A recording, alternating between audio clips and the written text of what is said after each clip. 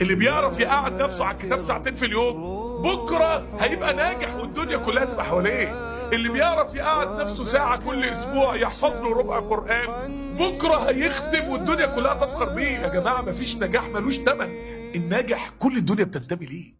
في اتنين معاهم فلوس، واحد راح قال انا هشتري حتة ارض على المشاية او حتة ارض على ناصية سامية الجمل، وعشان دي تبقى برج انا لازم هتعب 10 15 سنة عشان ابنيها. بس البرج ده لما هبنيه هعمل اول دورين مول يجيبوا لي دخل طول حياتي، والشقه اللي فوق المول هتبقى الشقه اللي انا اسكن فيها. فلو تعبت لما هكبر بقى وابدا اتعب بسرعه وكده هطلع اريح في اي وقت لان شغلي تحت بيتي. وهعيد دورين اولادي لما يكبروا هسكنهم معايا، فلما انا اكبر واولادي يكبروا ويخلفوا هيفضل اولادي واحفادي في حضني وهفضل باشا وعايش في ونس على طول. وباقي الادوار بتاعت البرج انا هتاجر فيهم ويبقى معايا فلوس. طب عشان اقدر احقق المشروع ده انا لازم ال 10 15 سنه الجايين اتعب بجد، انا لازم استرجل بجد، انا لازم اكافح بجد. واحد تاني معاه فلوس قال لي يا عم سيبك من ابو مخ التعبان ده اللي عايز اقضيها شقه ده، انا هروح اشتري فيلا بفلوسي في الساحل الشمالي الشرير واحنا في عز الصيف.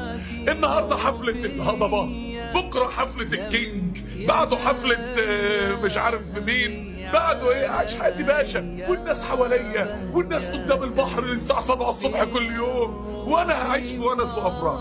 مرت الايام، صاحبنا اللي اشترى الفيلا ده الشتا جه ولقى نفسه لوحده، ولقى نفسه ما هوش عارف يعمل ايه، خلاص حط الفلوس اللي معاه هنا ومش عارف، وعاش حياه خنيقه في خريف العمر لان مفيش صيف او ربيع الا بعده شتاء. التاني ده مرت السنين وعمل المشروع بتاعه، ولما تاجر في البرج بتاعه في الشقق اللي فوق بقى معاه فلوس وراح اشترى الفيلا في الساحل الشمالي، وبقى بيقول لاولاده بقى ايه، انا هاخد الجو بتاعي يا عيال اللي هي مراته بقى، وطلع اقعد اسبوعين اقعد شويه في الفيلا بتاعتنا في الساحل، ويقولوا له لا يا بابا والله ما نقدر نسبح. طب ناجح، الناجح كل الدنيا بتنتمي ليه. انت عارفه انت لو ام ناجحه اولادك هيطيروا بيكوا في الدنيا، انت لو انسانه ناجحه الدنيا كلها تتمنى تبقى جنبك. اللي بيعرف يقعد نفسه على الكتاب ساعتين في اليوم بكره هيبقى ناجح والدنيا كلها تبقى حواليه. اللي بيعرف يقعد نفسه ساعه كل اسبوع يحفظ له ربع قرآن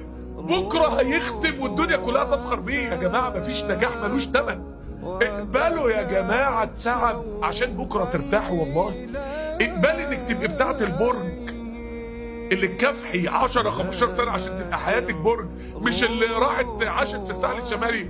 والله